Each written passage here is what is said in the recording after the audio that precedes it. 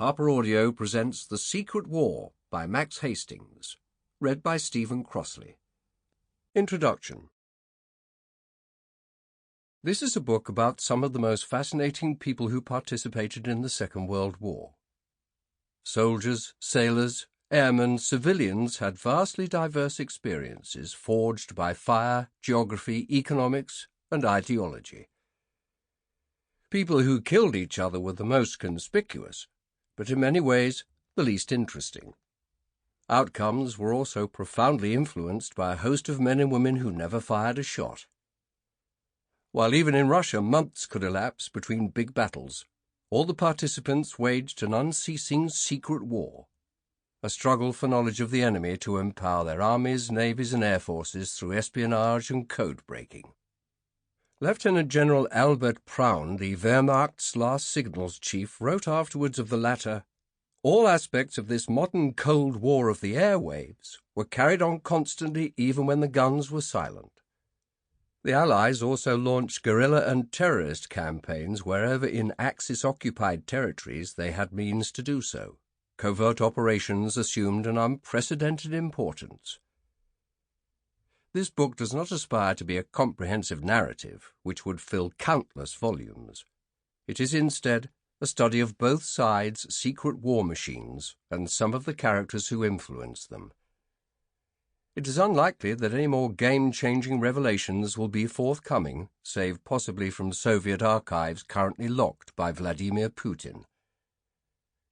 The Japanese destroyed most of their intelligence files in 1945, and what survives remains inaccessible in Tokyo. But veterans provided significant post-war testimony. A decade ago I interviewed some of them myself. Most books about wartime intelligence focus on the doings of a chosen nation. I have instead attempted to explore it in a global context. Some episodes in my narrative are bound to be familiar to specialists, but a new perspective seems possible by placing them on a broad canvas.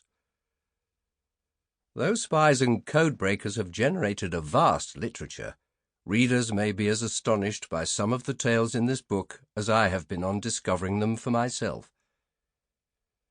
I have written extensively about the Russians, because their doings are much less familiar to Western readers than are those of Britain's Bletchley Park, America's Arlington Hall, and Op 20G.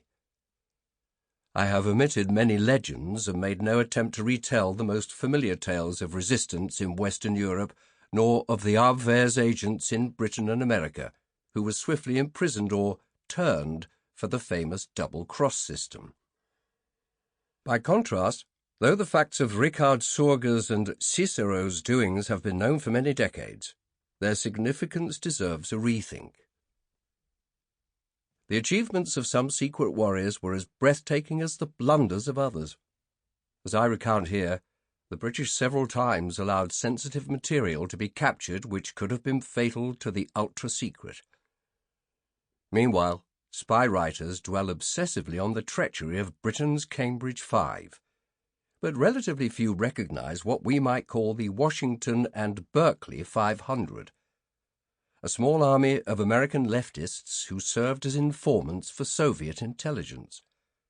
The egregious Senator Joseph McCarthy stigmatized many individuals unjustly, but he was not wrong in charging that between the 1930s and 1950s, the U.S. government and the nation's greatest institutions and corporations harbored an astonishing number of employees whose first loyalty was not to their own flag.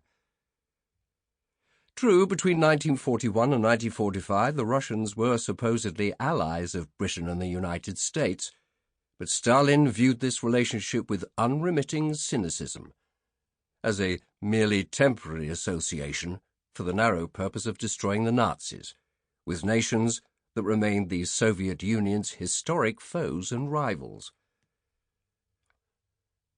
Many books about wartime intelligence focus on what spies or codebreakers found out.